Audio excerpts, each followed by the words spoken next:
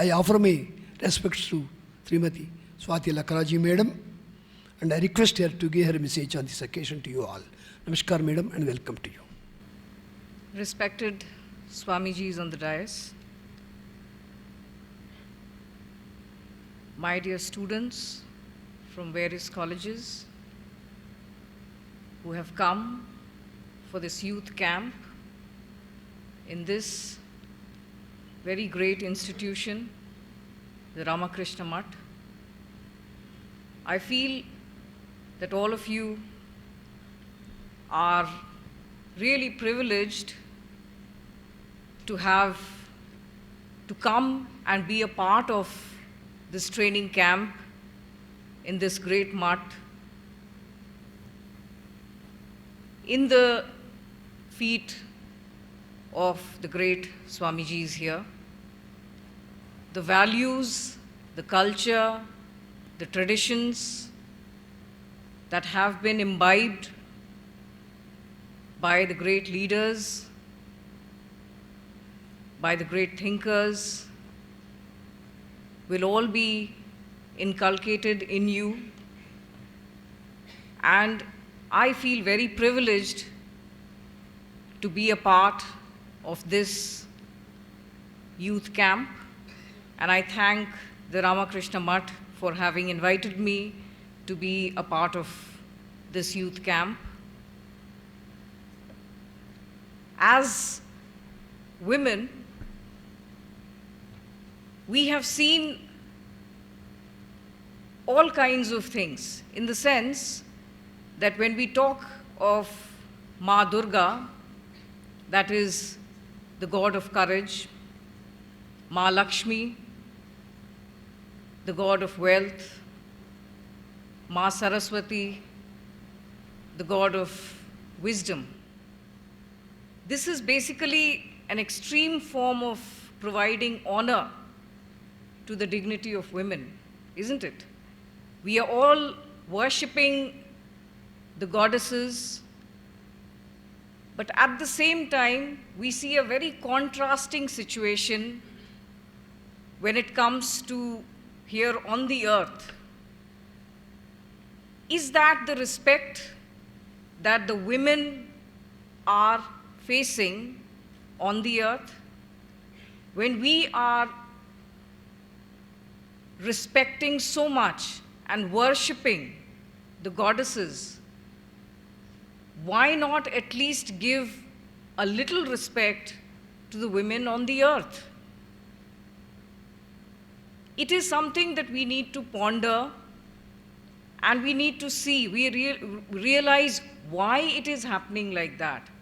Why is it that in spite of worshipping goddesses and respecting, why we are not able to respect our own wives, our own sisters? I would say that it starts with the kind of patriarchal environment that is there at home itself. In fact, I would say that the criminal attitude and the gender-biased discrimination directly hits the psychology of the child. When a boy baby is born and when a girl baby is born, a sister and a brother, the kind of preferential treatment that is given to the boy and the kind of lowering treatment that is given to the girl, it all starts from there. All of you are future citizens. All of you are future mothers. All of you are future responsible citizens of India, of today's world. I think we need to realize that that kind of preferential treatment should not be allowed. The Constitution gives us the equal opportunity. There are all the legislations which are there, but still we are not able to get the kind of respect, the kind of equal opportunities that is your right as a citizen of India. So I think we should not have a blame game. It is not just, who is responsible for that? Do you think the police is responsible? Do you think the legal system is responsible? Do you think the society is responsible? I think we need to see it in the totality. Of course, police has a responsibility. We have to ensure that your rights, is not violated. If it is violated, the legal system has to see that you get the justice. Society is as much responsible. As I told you, in the family, right from our childhood, we face this discrimination. I think it is important that right from the school days, when the children are young, we need to start that education. Instead of starting with academics, we need to teach values to the little children, values to respect women. In fact, I will tell you an anecdote. Our CM once he came to the power and he became the CM of Telangana, he thought that he would make Hyderabad city specifically like Singapore. He wanted to make it a good, with a lot of investments, a good, smart city. So for that, he went to Singapore to study and to see how he could bring in the good things of Singapore and make it into, bring that kind of a development and progress in Hyderabad. So when he went to Singapore, people over there said, everything is all right. We will definitely try to help you in making Singapore out of Hyderabad. But one thing is there. When our women go out at any time of the day, any time of the night, they are safe. Nothing happens to them. Do you think you'll be able to do that to Telangana, to Hyderabad? So that is when he got kind of jolted, and he thought, we have to do something. And he made a committee in which I was also a member of the committee. And we studied the problems of women. We tried to speak to all sections, all groups of women, women like you, students, women like your mothers, those who stay in the house, those who work in the house, women working out there as laborers, women in the political sphere. We spoke to the sarpanches, we spoke to the political public representatives, the MLAs. We spoke to the working women from the IT and other spheres. And the most blatant thing that came out to us were two things wherein they were facing harassment. One is at the public places, when you go out in the buses, when you go out on the field, when you go to your colleges, when you go to your schools, and in transport. You've seen the kind of incidences also which have happened during travel of women. So anyways, I will come to that later on, what we further did. But here I would also like to quote Swami Vivekananda ji, who long time back he realized and he has said, the best thermometer to the progress of a nation is its treatment of its woman.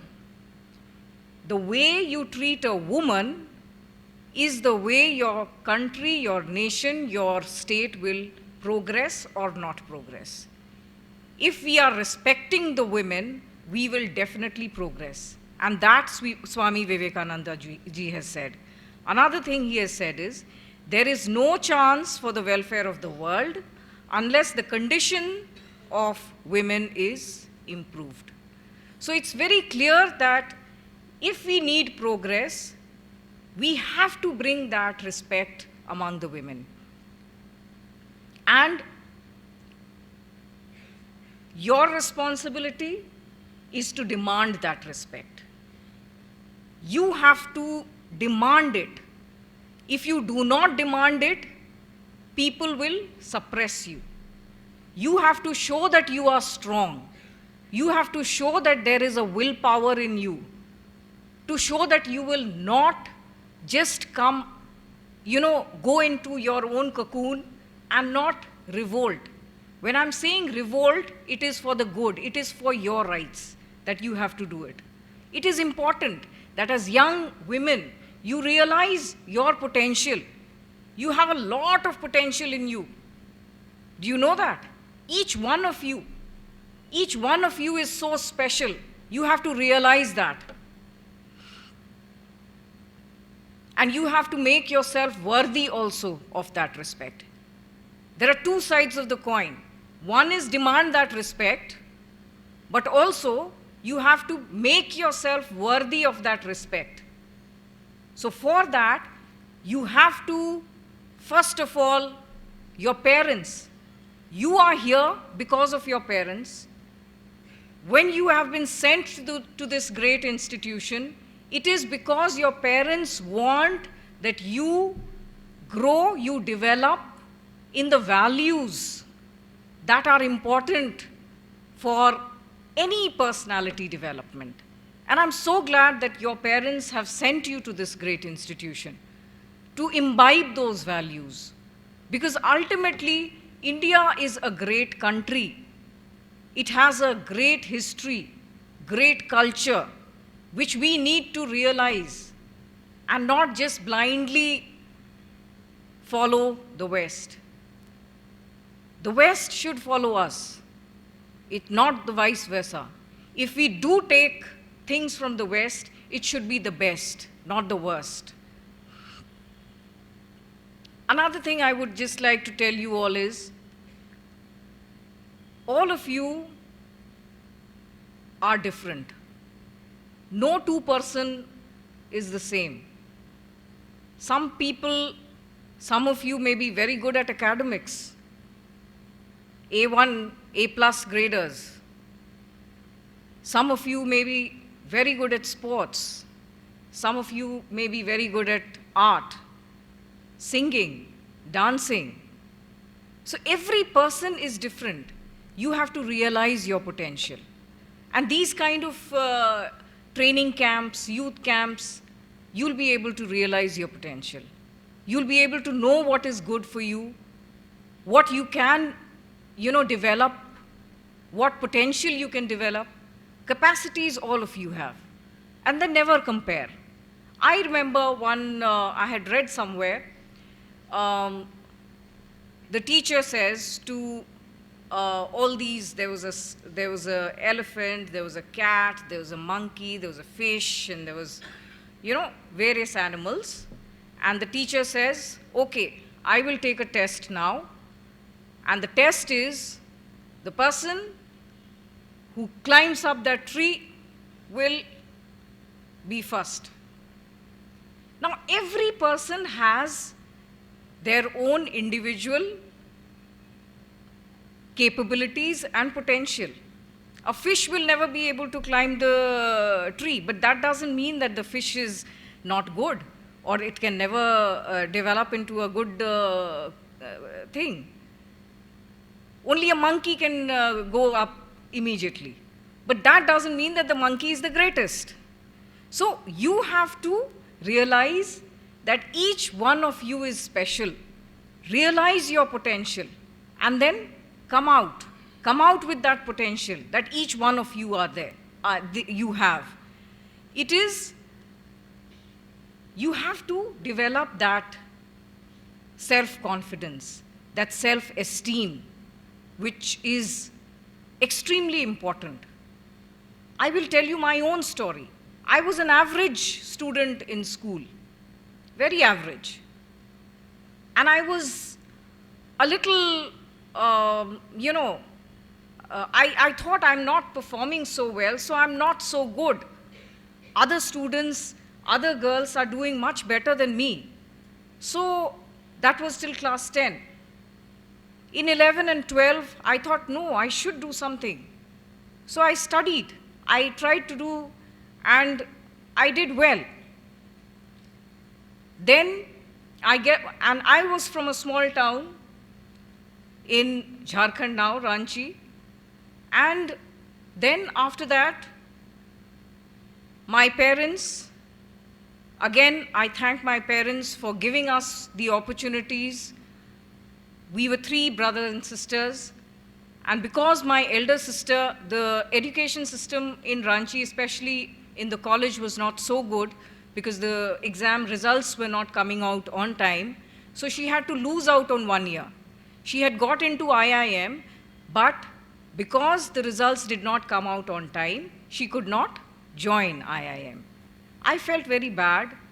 We all felt very bad. And then my parents realized that no, the next 2, that means my brother and I, we should be sent out so that they don't lose out on 1 year.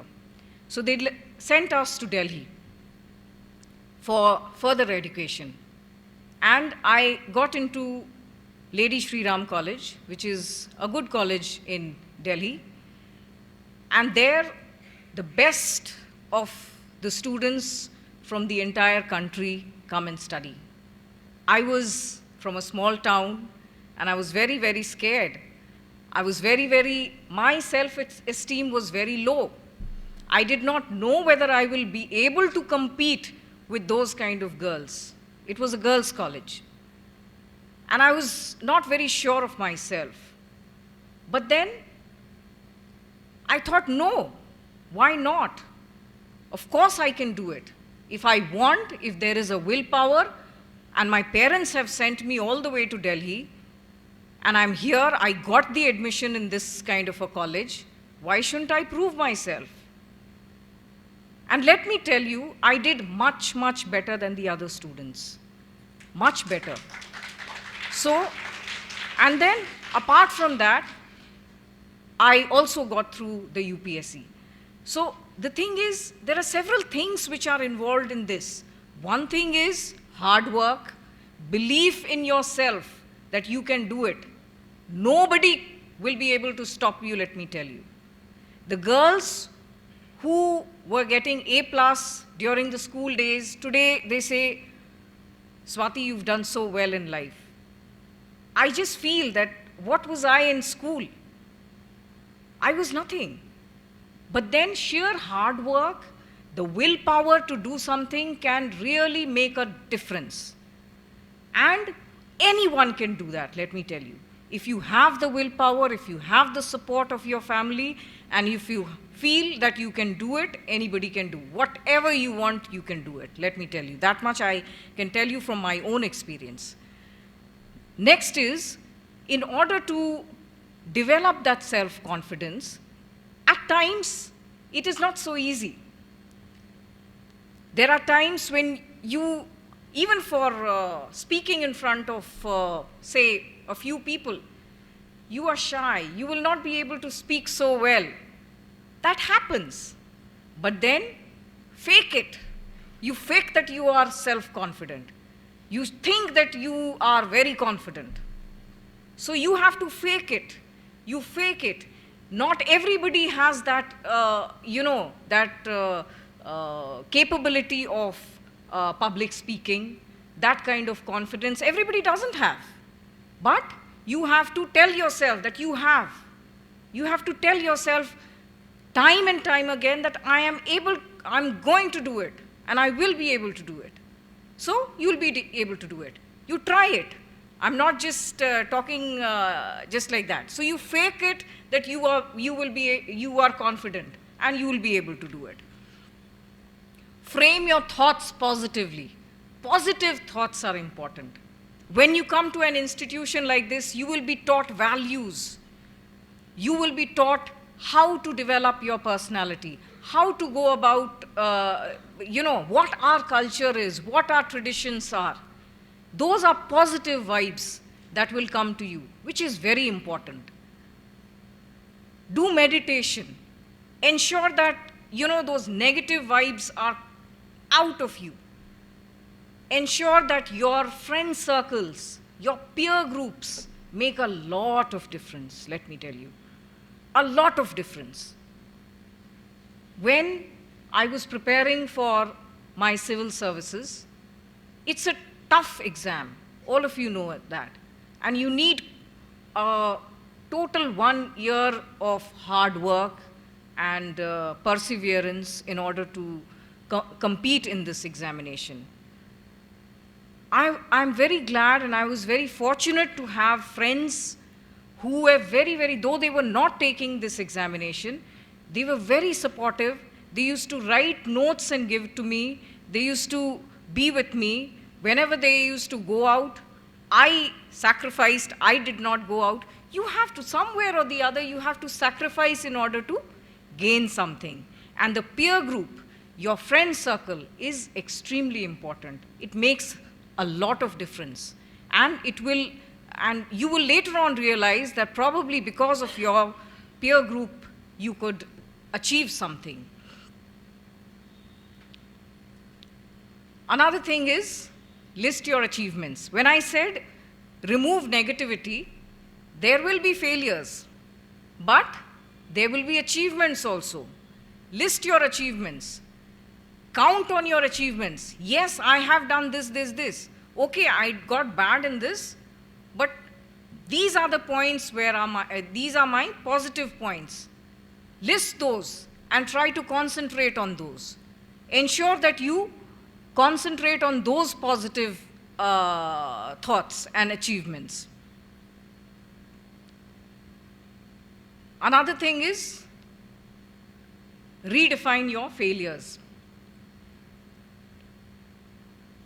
It is not that every time you succeed. None of us do. We have our failures, we have our ups, we have our downs also. But when you have your failure, try to learn from that.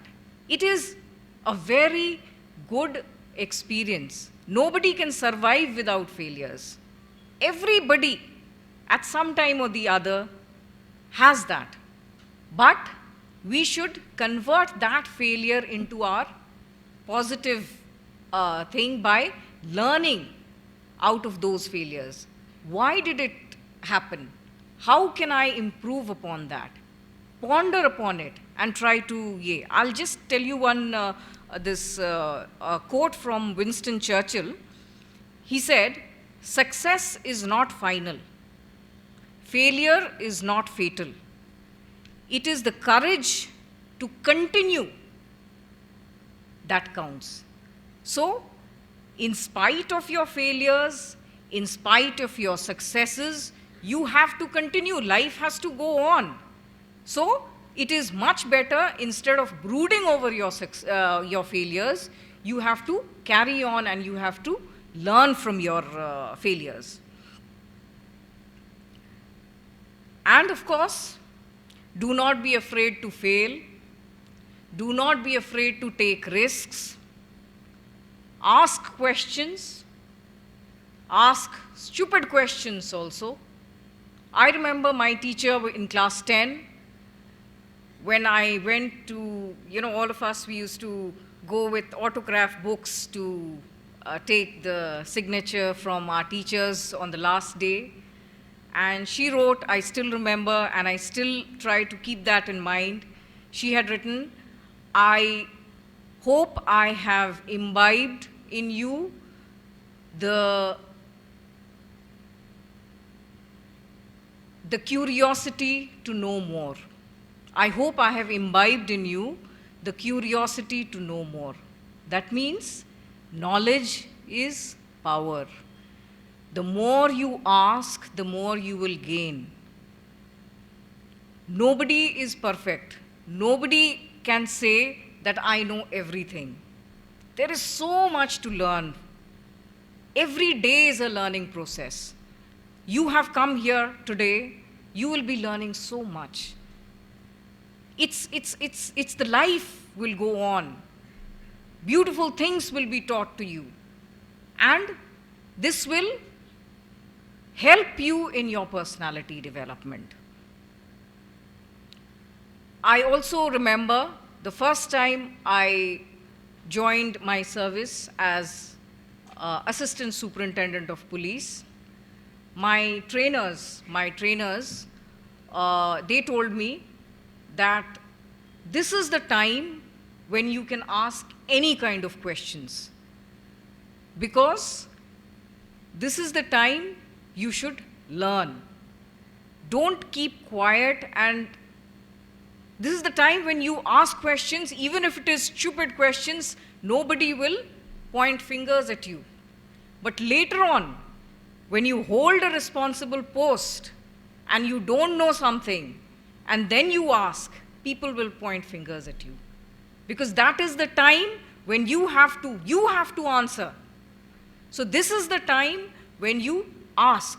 And for you, this is the time when you should know, learn, gain knowledge. There's so much to be learned. When you talk about technology, when you talk about internet, there's a huge knowledge out there. But again, you have to filter, you have to screen about what you want from that internet, what you want from there.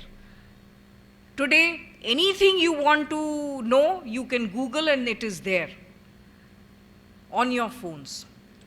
So, during our days, we were not so fortunate as you. We had books to turn pages on. Here you just type a word and you will get the entire information. So this is the age when you should perfect yourself, you should learn. There's so much to be learned from, and try to make the best of whatever is available to you. I wish all of you also a very good stay here, and I wish that you learn the values that are being taught in this great institution, and I hope you have a very good stay and a wonderful way of educating and developing your personality. I thank the Swamijis for giving me an opportunity to come here and participate in this youth camp. Thank you so much.